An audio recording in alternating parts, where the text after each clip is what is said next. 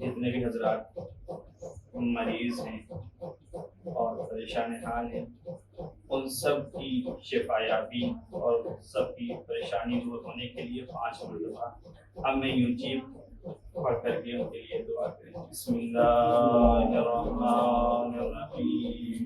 أَمَّن يُجِيبُ الْمُضْطَرَّ إِذَا دَعَاهُ وَيَكْشِفُ السُّوءَ أَمَّن يُجِيبُ الْمُضْطَرَّ إِذَا دَعَاهُ وَيَكْشِفُ السُّوءَ أَمَّن يُجِيبُ الْمُضْطَرَّ إِذَا دَعَاهُ وَيَكْشِفُ السُّوءَ أَمَّن يُجِيبُ الْمُضْطَرَّ إِذَا دَعَاهُ وَيَكْشِفُ السُّوءَ أَمَّن يُجِيبُ الْمُضْطَرَّ إِذَا دَعَاهُ وَيَكْشِفُ السُّوءَ. اللهم صل على محمد وعلى محمد وعجل فرجهم. سید الشہداء امام حسین علیہ السلام کے صدقے میں کربلا والوں کے صدقے میں جو بیمار ہیں شفا کامل عاجل عاجل اور جو پریشان حال پریشانیوں کو دور فرمائے. جیسا کہ کل کی مجلس میں اس بات کو ذکر کیا گیا کہ اللہ نے اپنے پیغمبر کو مخاطب کر کے یہ آواز دی کہ اِنَّكَ لَعَلَىٰ خُلُقٍ عَظِيمٍ، کہ آپ کو ہم نے صاحب اخلاق بنایا ہے اور انسان کی پہچان اخلاق سے ہی ہوتی ہے. انسان اپنے اخلاق سے پہچانا جاتا ہے.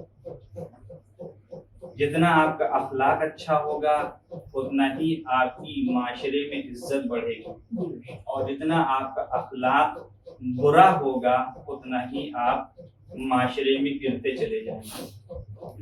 ہمیں کوشش یہ کرنی ہے کہ اپنے اخلاق کو بہتر بنائیں. ہمیں کوشش یہ کرنی ہے کہ اپنے اخلاق کو حسینی اخلاق میں ڈھال دیں. یعنی جو کردار حسینی کردار تھا اس کردار کو اپنے اندر پیدا کریں. عزیزان گرامی، اور یہ میں نے کل کی مجلس میں آپ کے سامنے عرض کیا کہ اخلاق کا تعلق انسان کے ظاہر سے نہیں ہے، اخلاق کا تعلق انسان کے باطن سے. انسان ظاہر میں ممکن ہے کہ کچھ اور ہو، باطن میں کچھ اور ہو. آپ اس کو اس طریقے سے بھی سمجھ سکتے ہیں. میں آپ کے سامنے مثال دوں کہ ہنسی جب انسان کو آتی ہے تو اس کے 2 رخ ہوتے ہیں، اس کی 2 جہتیں ہوتی ہیں. 2 نظریے کے ساتھ انسان ہنستا ہے. کبھی طنز کے عنوان سے ہنستا ہے اور کبھی انسان ہنس رہا ہوتا ہے تو کسی خوشی کے اوپر کسی خوشی بات، کوئی ایسی بات جو خوشی والی ہوتی ہے اس پر ہنس رہا ہوتا ہے. تو خوشی یعنی ہنسی ایک ہی چیز ہے، مگر اس کے پیچھے 2 عامل کار فرما ہیں، 2 چیزیں، 2 نظریے کار فرما ہیں. ایک یہ کہ انسان ہنس رہا ہے تو وہاں کے اوپر طنزیہ ہنسی اسے کہا جائے گا، یعنی طنز کے عنوان سے وہ ہنس رہا ہے تو اسے طنزیہ ہنسی کہا جائے گا. اور اگر انسان کسی خوش ہونے والی بات کے اوپر ہنس رہا ہے تو وہاں پر اس خوشی کی تعریف کی جائے گی، اس ہنسی کی تعریف کی جائے گی کہ بہرحال یہاں کے اوپر ہنسنے کا موقع تھا اور اس نے یہاں کے اوپر ہنسا، تو لہذا یہ خوشی کا موقع ہے اور اس نے ہنس کر کے اس کا اظہار کیا. تو عزیزان گرامی، ہنسی ایک ہی ہے مگر جہت کے بدل جانے سے، نظریے کے بدل جانے سے کیا ہوا؟ ایک ہنسی کو غلط شمار کیا گیا اور ایک ہنسی کو اچھا شمار کیا گیا. اس کو کیسے ہم محسوس کریں گے؟ یہ ہمارے باطن کے اوپر ڈیپینڈ ہے, یہ ہمارے باطن کے اوپر مبنی ہے کہ ہمارا باطن اس ہنسی کے پیچھے کیا پوشیدہ رکھے ہوئے ہے, ہمارا باطن اس ہنسی کے پیچھے کیا چھپائے ہوئے ہے. اگر ہمارے باطن میں اس ہنسی کے پیچھے کسی کا مذاق اڑانا ہے تو پھر وہ ہنسی بری ہو جائے گی, اور اگر اس ہنسی کے پیچھے جو چیز کار فرما ہے وہ یہ ہے کہ دوسروں کو خوش کیا جائے, ہنس کر کے دوسروں کو بھی لطف اندوز کیا جائے, تو پھر وہاں کے اوپر بات دوسری ہو جایا کرتی ہے. اسی طریقے سے عزیزان گرامی اور بھی بہت ساری مثالیں آپ کے سامنے موجود ہیں. مثال کے طور پر غصہ, مثال کے طور پر غصہ اللہ نے انسان کے اندر رکھا ہے, اس کا استعمال کہاں کے اوپر ہو رہا ہے, یہ استعمال اس کو اچھا بناتا ہے اور یہی استعمال اس کو برا بناتا ہے. غصہ ہمارے یہاں اگرچہ یہ بیان کیا جاتا ہے کہ غصہ بری چیز ہے, جبکہ غصہ بری چیز نہیں ہے, غصے کا استعمال کہاں کے اوپر ہو رہا ہے اس کو دیکھا جائے گا.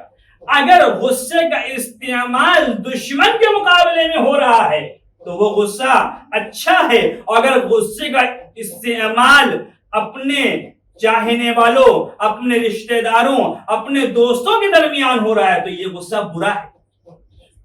آپ غصے کو کیسے اچھا اور برا شمار کریں گے؟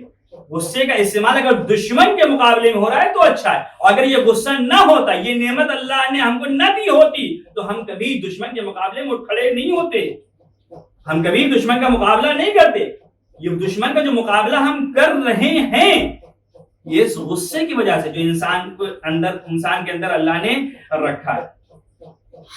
تو عزیزان گرامی, اخلاق کا تعلق انسان کے ظاہر سے نہیں ہے کہ اب کوئی انسان اگر سلام کر رہا ہے, کوئی انسان آپ سے ادب کے ساتھ مل رہا ہے, جھک کر کے مل رہا ہے تو وہ بہت بڑا با اخلاق انسان ہے. نہیں, ممکن ہے کہ وہ آپ کے سامنے آئے اور آپ سے بہت ہی ادب و احترام کے ساتھ ملے, لیکن اس کے پیچھے اس کی کوئی اور غرض پوشیدہ ہو.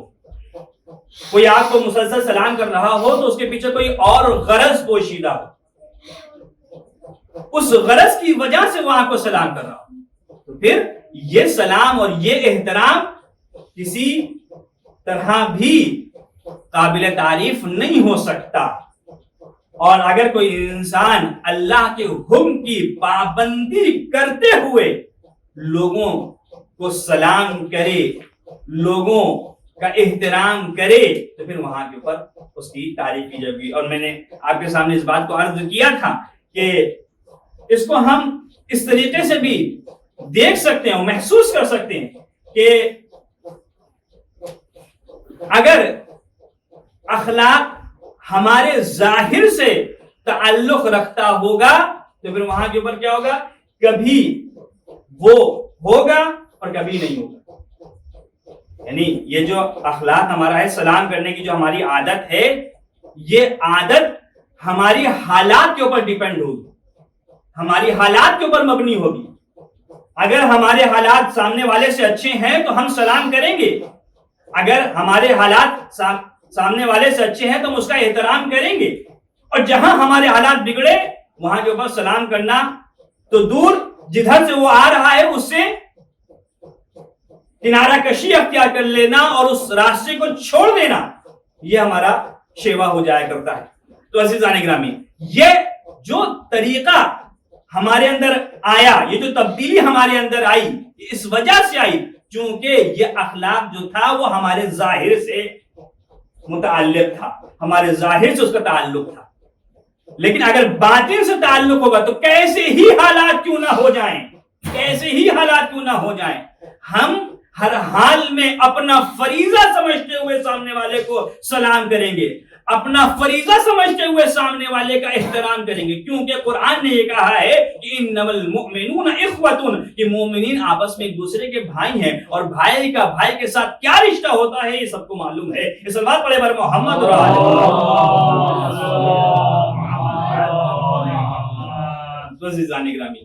اس کے اوپر ہماری توجہ ہونا چاہیے. پیغمبر اسلام کے لیے یہ کہا گیا ہے کہ انک لعلی خلق عظیم, آپ کو ہم نے صاحب اخلاق بنایا ہے. پیغمبر اسلام کے لیے قرآن مجید نے یہ آواز دی ہے کہ انا لکم فی رسول اللہ اسوۃ حسنہ، کہ ہم نے پیغمبر کی ذات کو تمہارے لیے آئیڈیل بنایا، تم اسے دیکھتے جاؤ اور اپنی زندگی میں فضیلتوں کو جمع کرتے جاؤ.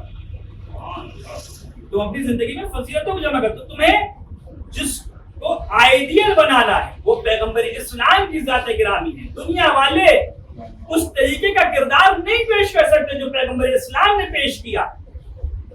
دنیا والے کسی بھی مرحلے کے اوپر پہنچ گئے ہوں، کسی بھی منصب کے اوپر پہنچ گئے ہوں، کسی بھی عہدے کے اوپر پہنچ گئے ہوں، مگر وہ پیغمبر اسلام کا مقابلہ نہیں کر سکتے ہیں، کیونکہ پیغمبر اسلام لوگوں کی ہدایت کے لیے آئے تھے اور انہوں نے صرف زبانی طور کے اوپر آ کر کے لوگوں کو ہدایت نہیں دی ہے، بلکہ عملی طور کے اوپر لوگوں کو ہدایت دی ہے اور لوگوں کو صحیح راستہ دکھایا. یہی وجہ ہے کہ آواز دی گئی ہے کہ اِنَّا لَكُمْ فِي رَسُولِ اللَّهِ أُسْوَةٌ حَسَنَةٌ، کہ پیغمبر اسلام کی ذات گرامی تمہارے لیے اسوہ حسنہ ہے. آج جس موضوع کو لے کر کے میں آپ کے سامنے حاضر ہوا ہوں وہ ہے جلد بازی. جلد بازی بھی بہت ہی بری صفت ہمارے معاشرے میں سمجھی جاتی ہے. کہا جاتا ہے بھائی جلد باز مت بنو، جلد بازی نہیں کرو، یہ کام جلدی جلدی کیوں کر رہے ہو، ایسے ہمارے ہاں الفاظ بولے جاتے ہیں. جلد بازی بھی ایک صفت اللہ نے ہمارے اندر رکھی ہے. وَخُلِقَ الْإِنسَانُ مِنْ عَجَلٍ، ہم نے انسان کو جلد باز بنایا، ہم نے انسان کو جلد باز بنایا، جلدی کرتا ہے وہ کسی کام کو انجام دینے. تو اب بھائی میں نے جو بات آپ کے سامنے عرض کی کہ ہمیں یہ دیکھنا ہے کہ اس جلد بازی کا استعمال کہاں کے اوپر ہو رہا ہے. استعمال جلد بازی کو برا بنائے گا، استعمال جلد بازی کو اچھا بنائے گا. جیسے میں نے آپ کے سامنے عرض کیا کہ غصہ اللہ نے ہمارے اندر رکھا ہے، لیکن اس کا استعمال کہاں کے اوپر ہو رہا ہے یہ دیکھا جائے گا. غصے کو ہم ایسے ہی لوگوں کے سامنے مت بیان کر دو، اس کی ڈیفینیشن اس طریقے سے نہ کہتے کہ غصہ بری چیز ہے. نہیں عزیزان گرامی، غصہ بری چیز نہیں ہے، اس کا استعمال کہاں کے اوپر ہو رہا ہے یہ دیکھا جائے گا. غصے کا استعمال اگر اپنوں کے لیے ہو رہا ہے تو پھر وہ غصہ برا ہے، لیکن غصے کا استعمال دشمنوں کے لیے ہو رہا ہے تو وہ غصہ اچھا ہے. غصہ نہ ہوتا تو کبھی انسان ظالم کے مقابلے میں اٹھ کھڑا نہیں ہوتا، غصہ نہ ہوتا تو کبھی انسان برائیوں کے مقابلے میں اٹھ کھڑا نہ ہوتا. یہ غصہ ہی تو ہے جس کی وجہ سے انسان اٹھ کھڑا ہوتا ہے اور یہ کہتا ہے کہ یہ چیز غلط ہے، یہ جو تم کر رہے ہو یہ غلط ہے. اسی غصے کی وجہ سے تو کہتا ہے. اگر یہ غصہ نہ ہوتا، انسان بالکل نیوٹرل ہوتا تو پھر وہاں کے اوپر اس کے اوپر کچھ بھی ہو جاتا، معاشرے میں کچھ بھی ہو جاتا، اس کے اوپر کوئی اثر نہیں پڑتا. اور ایسے افراد ہیں معاشرے میں جن کے اوپر کوئی اثر نہیں پڑتا. لبنان میں ظلم ہو رہا ہو، یمن میں ظلم ہو رہا ہو، ایران میں ظلم ہو رہا ہو، دنیا کے کسی بھی کونے میں ظلم ہو رہا ہو، لیکن ان کے اوپر کوئی اثر نہیں ہو رہا ہوتا، ان کے اوپر کوئی اثر نہیں ہو رہا ہوتا. جبکہ ہمارے یہاں زیارت وارثہ میں یہ بیان کیا گیا ہے کہ لعن اللہ امتا قتلتکا ولعن اللہ امتا ظلمتکا ولعن اللہ امتا سمعت بذالکا ورضیت بے، کہ لعنت ہو ان لوگوں کے اوپر اے حسین جنہوں نے آپ کو قتل کیا، لعنت ہو ان لوگوں کے اوپر جنہوں نے آپ پر ظلم کیا، اور لعنت ہو ان لوگوں کے اوپر جنہوں نے سنا اور سننے کے بعد خاموش رہے اور اپنی رضایت دی، اپنی رضایت دی. یعنی لعنت بھیجی جا رہی ہے. یہ کوئی عام انسان کی زبان سے جاری ہوئے کلمات نہیں ہے، بلکہ معصوم کی زبان سے جاری ہوئے کلمات ہیں جو حقیقت رکھتے ہیں. اب اگر ہم دنیا میں ہونے والے ظلم کے مقابلے میں خاموش رہ جائیں تو پھر اس زمرے میں ہم بھی شمار کیے جائیں گے. اور یہ جو فرش عزا ہم بچھاتے ہیں یہ تمرین کرائی جا رہی ہے آپ کو. یہ جو جلوس آپ نکالتے ہیں یہ تمرین کرائی جا رہی ہے کہ دیکھو یاد رکھنا جس طریقے سے تمہیں یہ ناگوار گزرا کہ حسین کے اوپر کربلا کے میدان میں ظلم کیا گیا، یاد رکھنا کہیں کے اوپر بھی خاموش نہ بیٹھنا، اپنے فریضے کو انجام دیتے رہنا. صلوات پڑھے بر محمد. اپنے فریضے کو انجام دو.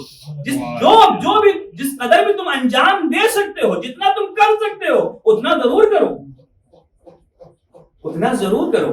آپ نے وہ واقعہ سنا ہے کہ جب جناب یوسف کو بازار میں بیچنے کے لیے لایا گیا تو جہاں خریداروں میں بڑے بڑے مالدار افراد تھے، وہیں کے اوپر خریداروں میں ایک بڑھیا بھی تھی جو ایک کھوٹا سکہ لے کر کے آئی. ایک کھوٹا سکہ لے کر کے آئی. جب لوگوں نے یہ کہا کہ کیا تمہارے پاس عقل نہیں ہے کہ جہاں خریداروں میں بادشاہ جیسے افراد موجود ہوں وہاں تم کھوٹا سکہ لے کر کے یوسف کو خریدنے پہنچی ہو؟ تو اس نے کہا مجھے معلوم ہے کہ میں یوسف کو اس کھوٹے سکے سے نہیں خرید سکتی، مگر جب کل فہرست بنائی جائے گی خریداروں کی تو اس میں میرا نام بھی موجود ہوگا. جب فہرست بنائی جائے گی خریداروں کی تو اس میں میرا نام بھی موجود ہوگا. بس میں یہ چاہتی ہوں کہ یوسف کے خریداروں میں میرا نام بھی شامل ہو جائے. عزیزان گرامی، بس ہم جس حد تک جتنی بھی توانائی اپنے اندر رکھتے ہیں، جتنی بھی طاقت اپنے اندر رکھتے ہیں، ہمیں بس کوشش یہ کرنا ہے ظلم کے مقابلے میں آواز اٹھانا ہے. جتنا بھی ہم کر سکتے ہیں، لکھ کر کے کر سکتے ہیں تو لکھ کر کے، بول کر کے کر سکتے ہیں تو بول کر کے، سوشل میڈیا پر بول سکتے ہیں، سوشل میڈیا کے اوپر لکھ سکتے ہیں تو وہاں کے اوپر ہم یہ کام انجام دیں گے. نہیں کر سکتے تو کم سے کم دعائیں مانگ کر کے، بارگاہ معبود میں دعائیں مانگ کر کے اپنے وظیفے کے اوپر عمل کریں.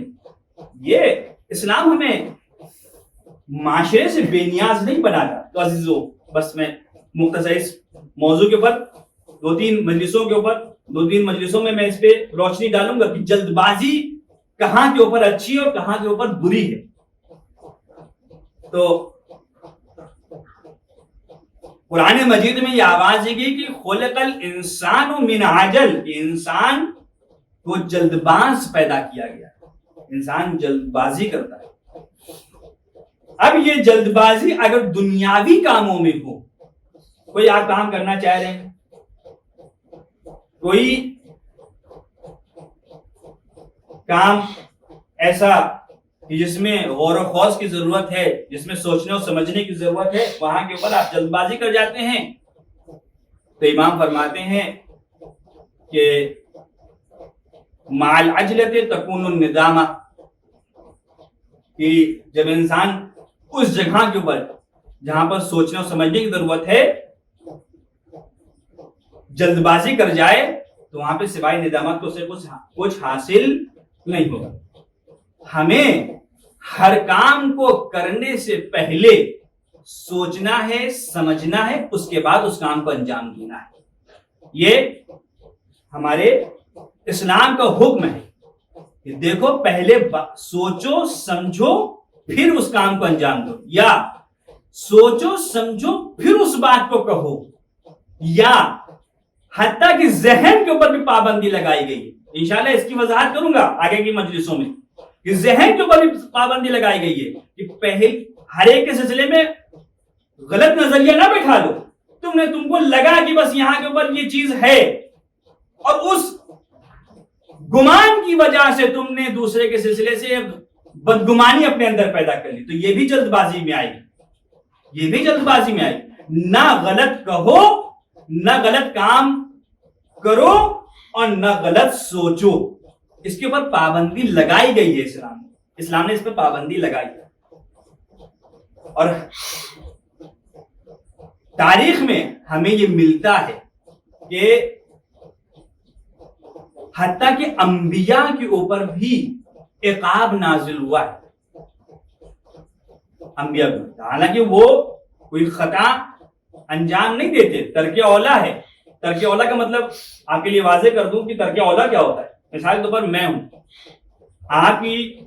آپ کے دلوں میں میرے لیے ایک احترام ہے، ٹھیک ہے، میں اس لباس میں آپ کے لیے مولانا کی حیثیت سے ہوں، اور میں یہاں سے نکلوں بازار میں اور بازار میں کیلا خریدوں اسی لباس میں, اور لباس اس کیلا خریدنے کے بعد وہیں پر چھینوں اور کھانے لگوں.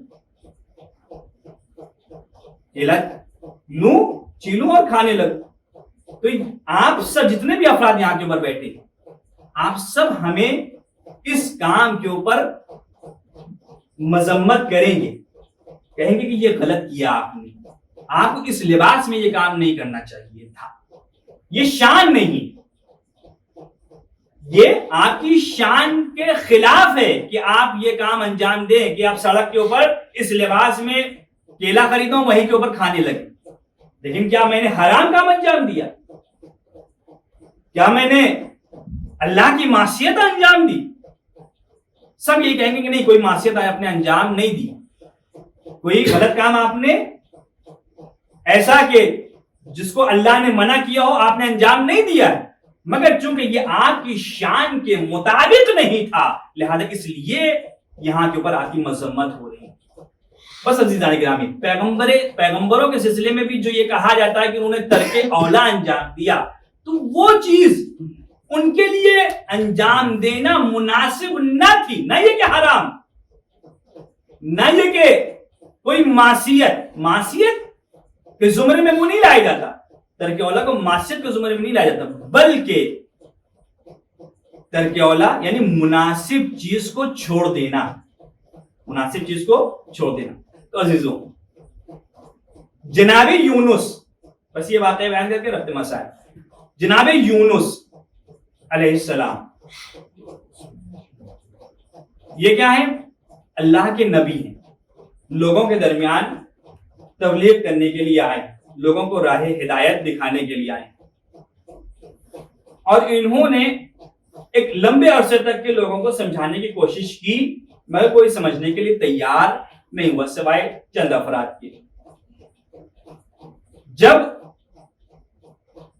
کوئی نہیں مانا تو انہوں نے آ کر کے آخر میں اللہ سے بد دعا کر دی, اور پیغمبر کی بد دعا تو ٹلنے والی تھی نہیں, اللہ کا عذاب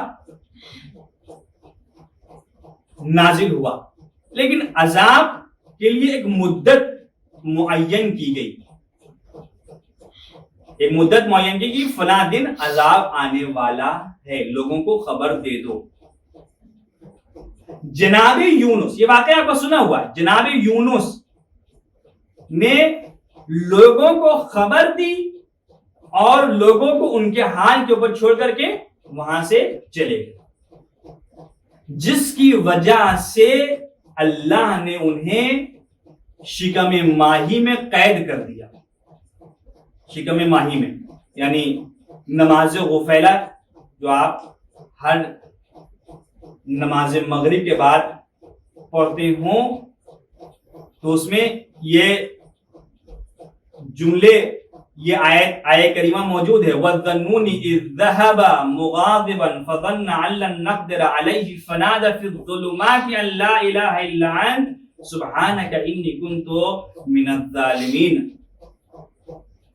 یہ جملے موجود ہیں, فَنَجَّيْنَاهُ مِنَ الْغَمِّ فَكَذَٰلِكَ نُنجِي الْمُؤْمِنِينَ. یہ پوری آیت کریم. اور نماز غفیلہ کی فضیلت یہ ہے عزیزوں کہ روایت میں امام زین العابدین علیہ السلام سے یہ روایت ہے کہ امام زین العابدین علیہ السلام نے یہ ارشاد فرمایا کہ اگر نماز غفیلہ یزید بھی پڑھ لیتا تو اسے بخش دیا جاتا. نماز غفیلہ اگر یزید بھی پڑھ لیتا تو اسے بخش دیا جاتا. اور یہ کہا گیا ہے کہ اس نے پڑھنے کی کوشش کی مگر وہ اس توفیق سے دور رہا, یعنی پڑھ نہ سکا. اور جب آپ خود محسوس کرتے ہیں جب زندگی میں انسان کے گناہ آ جاتے ہیں تو پھر انسان نیکیوں کی طرف راغب نہیں ہوتا. جتنا انسان برائیوں کی طرف جائے گا اتنا انسان اچھائیوں سے دور ہوتا چلا جائے گا. یہ نماز غفیلہ 2 رکعت ہے جو نماز مغرب کے بعد پڑھی جاتی ہے. اس میں پہلی رکعت میں سورہ الحمد کے بعد ایک چھوٹی سی آیت کریمہ ہے, پھر اس کے بعد دوسری رکعت میں سورہ الحمد کے بعد بھی ایک چھوٹی سی آیت کریمہ ہے, اور اس کو یاد کر لینا کوئی مشکل نہیں ہے. اگر نہیں یاد ہے تو کم سے کم قرآن سے لے کر کے آپ وہ پڑھ سکتے ہیں, یا کتابوں میں نمازوں کو پہلا کا طریقہ لکھا ہوتا ہے, وہاں سے آپ اس کو لے کر کے پڑھ سکتے ہیں. تو نماز غفیلہ کی بے انتہا فضیلت. تو اب عزیزان گرامی, یہاں کے بعد جناب یونس لوگوں کو چھوڑ کر کے نکل گئے, اور اللہ نے ان کے اس کام کی وجہ سے انہیں شکم ماہی میں قید کر دیا, اور کئی 100 سال تک کہ وہ اس شکم ماہی میں رہے, یہاں تک کہ انہوں نے یہ مناجات پڑھی ہے تو اللہ نے انہیں نجات دی ہے. ذنون جب استعمال نون مچھلی کو کہا جاتا ہے, ذنون یعنی صاحب مچھلی, صاحب ماہی, ٹھیک ہے. تو جناب یونس کو قید کر دیا گیا. میں یہیں کے اوپر دوسری طرف آپ کو لے کے چلتا ہوں. اب عزیزان گرامی, جناب یونس تو چلے گئے, لیکن وہاں کے اوپر ایک عابد رہا کرتا تھا, ایک عبادت گزار شخص رہا کرتا تھا. اس نے جب یہ سنا کہ اس قوم کے اوپر عذاب آنے والا ہے, اس قوم کے اوپر عذاب آنے والا ہے, تو اب اس نے لوگوں کو سمجھانا شروع کیا کہ دیکھو اب تمہارے اوپر عذاب آنے والا ہے, نبی خدا نے تمہارے لیے بد دعا کر دی ہے, اگر تم نہ مانے تو تم صفحہ ہستی سے مٹ جاؤ گے, ختم ہو جاؤ گے. تمہیں اپنے کاموں کی توبہ کرنی ہے. عزیزوں, لوگوں نے جب یہ سنا ہے تو عابد کی بات کے اوپر لبیک کہا, اور پھر اس نے سب لوگوں کو جمع کیا, عورتیں مرد بچے جانور سب لوگوں کو جمع کیا, اور کہا کہ صحرا میں چلو. اور صحرا میں چل کر کے وہاں پر ان سب نے دعائیں کی, اور جب دعائیں کی تو اس کا نتیجہ یہ ہوا کہ عذاب الہی ٹل گیا.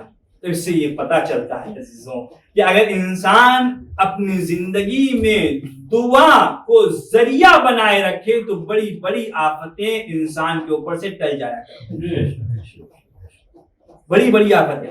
اگرچہ نبی نے بد دعا کی تھی, عذاب آنا یقینی تھا, مگر دعاؤں کے ذریعے سے عذاب ٹل گیا. یعنی اس کا مطلب یہ ہوا کہ دعا یقینی چیز کو بھی ٹال سکتی ہے, دعا یقینی چیز کو بھی ٹال سکتی ہے. تو عزیزوں, اب یہاں کے اوپر جناب یونس کو جب وہاں سے آزادی ملی ہے اور انہوں نے یہ مناجات کی اور پھر اللہ نے ان کو آزادی دی ہے, اور وہ یہ سمجھ رہے تھے کہ قوم مٹ گئی ہوگی, ختم ہو گئی ہوگی, اور جب واپس پہنچے ہیں تو دیکھا کہ قوم خوشحال ہے, اپنی زندگی میں مصروف ہے. تو کہا یہ کیسے ہوا, میں نے تو بد دعا کی تھی اس کے لیے, میں نے تو عذاب کی دعا کی تھی, یہ کیسے ہو گئی, یہ کیسے بچ گئے. تو پھر وہاں کے اوپر پورا ماجرا بیان کیا گیا. تو یہاں کے اوپر اس واقعے سے ہمیں یہ بتایا گیا ہے کہ دیکھو کسی بھی کام میں جلدی نہ کرنا, اور جس طریقے سے ایک باپ اپنے بچوں کے لیے لالچی ہوتا ہے ان کی ہدایت کا, اسی طریقے سے نبی بھی لالچی ہوتا ہے اپنے جو امتی ہیں ان کی ہدایت, لالچی ہوتا ہے. یعنی وہ ہمیشہ یہ کوشش کرتا رہتا ہے کہ آج نہیں کل صحیح, کل نہیں پرسوں صحیح, پرسوں نہیں نرسوں صحیح, ایک وقت وہ آئے گا کہ جب میرا بچہ سدھر جائے گا, جب میرا امتی سدھر جائے. اسی لیے قرآن مجید نے پیغمبر اسلام کے لیے آواز دی کہ حریصٌ علیکم, یہ پیغمبر وہ ہے جو تمہاری ہدایت کا لالچی ہے. اس کی بھی وضاحت انشاءاللہ کروں گا کہ یہ لالچ یہ کیا معنی, لالچی ہے تمہاری ہدایت کا. لہذا پیغمبر کو چونکہ یہ لالچ والی صفت انسان کے اندر ہونا چاہیے, پیغمبر نے اس کو چھوڑ دیا تھا, اس وجہ سے ان کو عذاب میں مبتلا کیا گیا. یعنی ہمیں اس بات کے اوپر توجہ دینا چاہیے جو کام ہم کریں اس کام میں پہلے سوچ سمجھ لیں پھر اس کام کو انجام دیں. کہیں ایسا نہ ہو جائے کہ ہم جلد بازی میں کوئی ایسا قدم اٹھا لیں جو بعد میں پشیمانی کا باعث ہو. عزیزو, آج ایک محرم ہو چکی,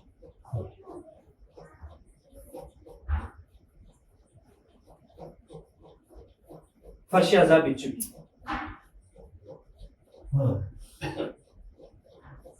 آپ کو وہ جملہ یاد ہے کہ جب امام رضا علیہ السلام کے پاس جناب شبیب آئے ہیں تو امام نے یہ کہا تھا کہ ابن شبیب ان کنت باکیا علی الشیء فابکی علی الحسین، اگر تمہیں کسی چیز کے اوپر رونا آئے تو حسین کے اوپر رو لے، حسین کے اوپر رو لے. عزیزان گرامی، نہ جانے کیا ظلم کربلا میں امام حسین کے اوپر ڈھا دیے گئے، کیا مصیبتیں امام حسین کے اوپر ڈھا دی گئیں کہ ہر امام نے گریہ کرنے کا حکم دیا ہے اور اس کے لیے کوئی تقیہ نہیں کیا ہے، کوئی تقیہ نہیں کیا. یعنی اس کے لیے کہیں کے اوپر بھی آپ نے پابندی نہیں لگائی. انسان کو حکم دیا ہے اور اس طریقے سے حکم دیا ہے کہ رونے والا بغل میں بیٹھ کر کے رو رہا. امام نے آواز دی کہ میرے جد کے مسائل بیان کیے گئے اور تم نے گریہ نہیں کیا. تو وہاں پر چاہنے والے نے چہرے سے رومال ہٹایا تو چہرہ آنسوں سے بھیگا ہوا تھا. امام سے اس نے کہا کہ مولا دیکھیں میرا چہرہ آنسوں سے بھیگا ہوا. آواز دی ہم اس طرح سے رونے کو پسند نہیں کرتے، تم اس طرح سے رو جس طریقے سے ایک بوڑھی ماں اپنے جوان بیٹے کے لاشے پر روتی ہے. ایک بوڑھی ماں اپنے جوان بیٹے کے لاشے پر روتی ہے. کیا کرب ہوتا ہے، کیا اذیت ہوتی ہے اس ماں کو جس کے سامنے جوان لاشا موجود ہو. اس طریقے سے تمہیں رونا ہے، اس طریقے سے تمہیں ماتم کرنا ہے، اس طریقے سے تمہیں حسین کی عزاداری کو انجام دینا ہے. عزیزان گرامی، عزاداران مظلوم کربلا امام حسین علیہ السلام کے لیے یہ بیان کیا گیا یبن شبیب ان کنت باکیا علی الشیء فابکی علی الحسین، کہ اگر تمہیں رونا آئے تو حسین کے اوپر رو لینا. کیوں رو لینا؟ فإنه یذبح کما یذبح الکبش، کہ اس کو اس طریقے سے ذبح کیا گیا جس طریقے سے گوسفند کو ذبح کیا جاتا ہے. اب یہاں کے اوپر عالم ایک بزرگ عالم دین ہے، وہ تحریر فرماتے ہیں کہ یہاں کے اوپر مولا نے گوسفند سے تعبیر کیوں کیا ہے، گوسفند سے کیوں تعبیر کیا ہے، کیوں مشابہ کیا ہے؟ آواز ہی اس لیے مشابہ کیا چونکہ جب گوسفند کو ذبح کیا جاتا ہے تو کسی کو کوئی ملال نہیں ہوتا، لوگ کھڑے ہو کر کے تماشا دیکھتے ہیں. بس یہی منظر کربلا کے میدان میں بھی تھا کہ کربلا کے میدان میں حسین کے اوپر چاروں طرف سے حملہ ہو رہا تھا اور کوئی نہ تھا کہ جو حسین کے لیے ہمدردی رکھتا، جو حسین کو زخموں سے بچاتا، جو حسین کو تیروں سے بچاتا، جو حسین کو نیزوں سے بچاتا، کوئی نہ تھا.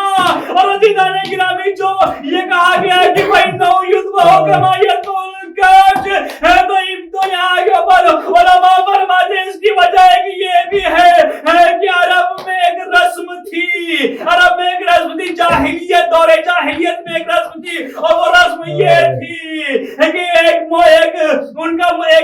ان کا جشن ہوا کرتا تھا اور اس جشن میں وہ ایک جانور کو پکڑ کے لایا کرتے تھے اور ہر آدمی اس جانور کو طرح سے اذیت پہنچایا کرتا تھا. یہ ان کا جشن تھا کہ جانور کو بیچ میں رکھتے تھے اور جس کے بعد جس طریقے سے اذیت کا سامان ہوتا تھا وہ اس جانور کو اذیت پہنچاتا تھا. بس یہی منزل کربلا کے میدان میں بھی ہے کہ حسین جب نرغے آدھا میں گرے ہیں تو کوئی تیر مارتا ہے تو کوئی تلوار اور کوئی نیزہ مارتا. ارے جس کے پاس کچھ نہ تھا وہ کربل کی گرم خاک کو حسین کے اوپر پھینکتا.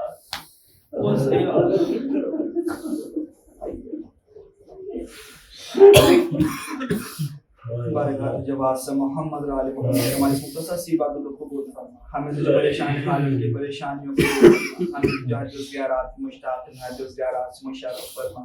جو بے اولاد ہیں انہیں صاحب اولاد بنا دے. جو مقروض ہیں قرض غیب ادا کر دے. اے میرے پروردگار بانیان مجلس اور جو بھی حاضرین مجلس ان کی دلی حاجات کو شرف قبولیت عنایت فرما. ہم سب کو مصیبت اور بلا سے محفوظ رکھ. اس بیماری سے ہمیں محفوظ رکھ. اے میرے پروردگار جو واسطہ محمد و آل محمد کا ہمارے امام زمان علیہ السلام کے ظہور میں تعجیل فرما. ہم سب کو ان کے آوان انصار میں شمار فرما. ربنا تقبل منا انک انت السمیع العلیم.